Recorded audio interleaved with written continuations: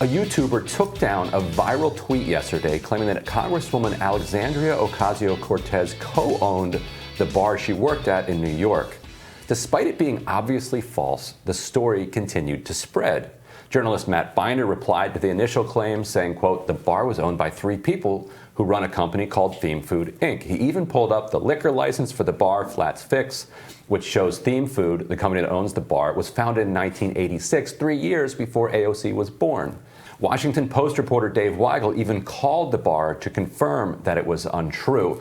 This is an interesting story, not because it's worth fact-checking it, because it's not. You know, journalists can't be tasked with fact-checking every random claim that's made on Twitter. And it's also not interesting to just dunk on a YouTuber or a person who happened to make a claim. People make false claims all the time. Yeah. What's so interesting here is the legs that this claim got. Like the fact that a Washington Post reporter and Matt Binder are actually digging in and debunking this, and also that it won't matter. Like, I suspect that over the next year or so, you will see people on social media repeating the claim now for a very long time that Ocasio-Cortez was actually an owner of the bar and not just a bartender.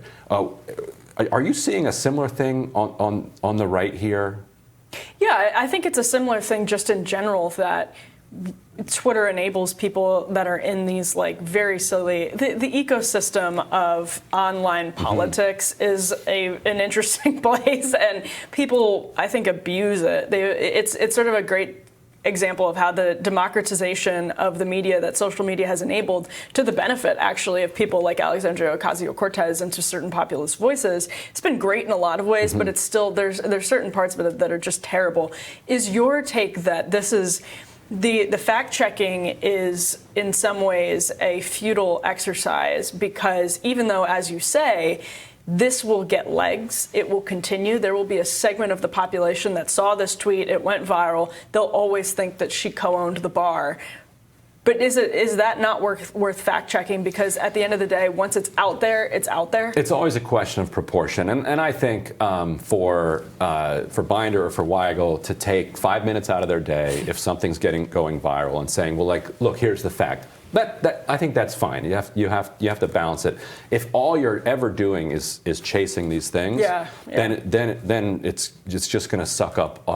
It's just going to suck up all of your time. But people feed on that. I think that's your point, right? That when these things happen, they create these spats that people actually will rise to prominence by dunking on them. And I feel like that's, again, it's just like the system that's created on social media. Right. It's a way that people actually get attention for themselves and get prominence, is by picking on, like, I don't mean picking on in a pejorative sense, but like jumping into these food fights. Right. And the way this particular YouTuber actually backed off of it is revealing too.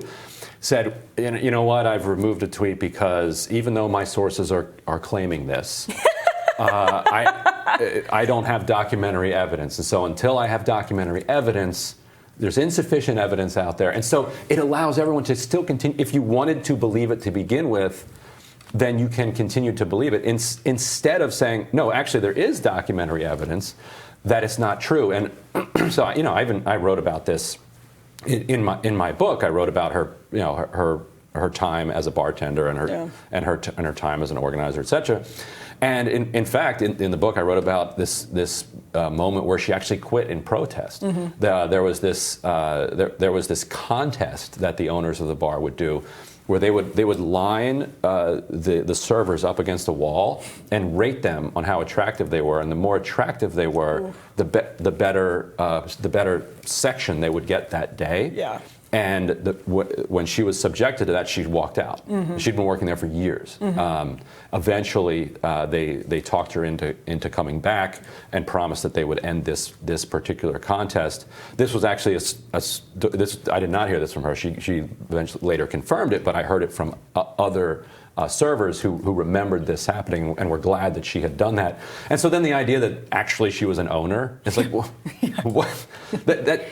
It's so bizarre, you don't even know where to start with it. Well, and as we're talking, it's bringing to mind, like, it's clearly, it's reminiscent of what has happened with QAnon on the right, and even mentioning QAnon is basically a giant can of worms. But what happens is that you have these claims that are thrown into Twitter, and because people legitimately don't know who to trust anymore, the independent voices that come in and use social media platforms to say their sources are claiming something, that AOC is actually the co-owner, was actually the co-owner of the bar. Well, it's like, who do you trust? The people who have failed you over and over again, the politicians who are saying it's not true, or this independent voice who says they have sources. If you're somebody who is, anywhere in the country, disenfranchised, so sick of being lied to, that stuff is actually, it's very, very easy to say, well, I trust this person because they've been right on these things, and everybody else is always wrong.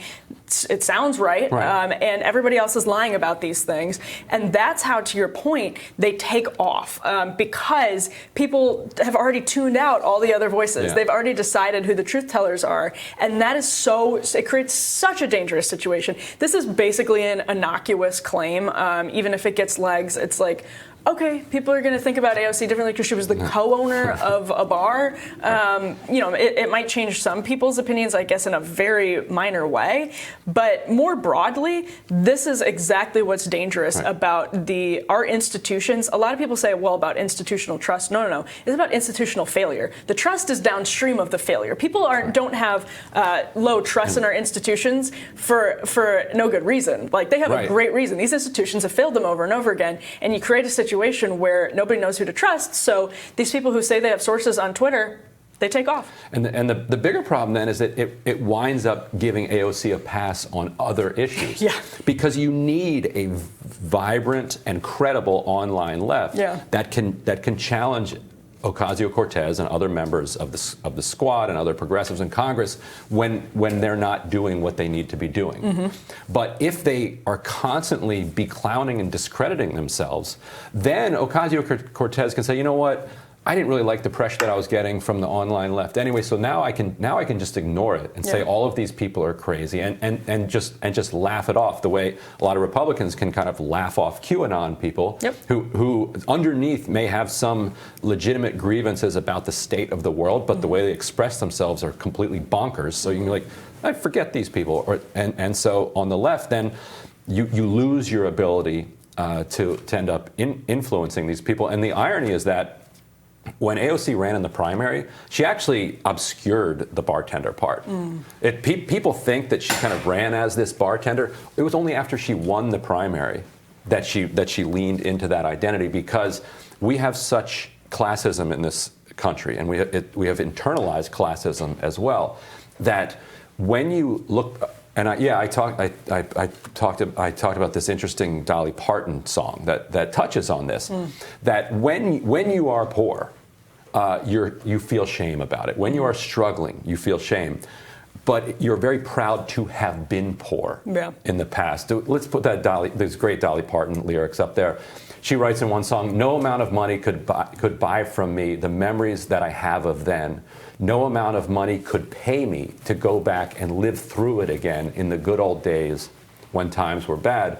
And so during the primary, when she was really a bartender, she talked about being an educator, being an organizer, having worked with Ted Kennedy, was an internship, but can you kind of fudge that? Because you're running for Congress. After you win the primary, then and you're no longer a bartender, then in our society, then it's okay to talk about having been a bartender. You just can't say, vote for me, because I am a bartender and I understand the struggles of the working class. We're a country that loves the sons of the mill worker, just not the mill worker. Yeah, it's true. And it gets back to this entire thing.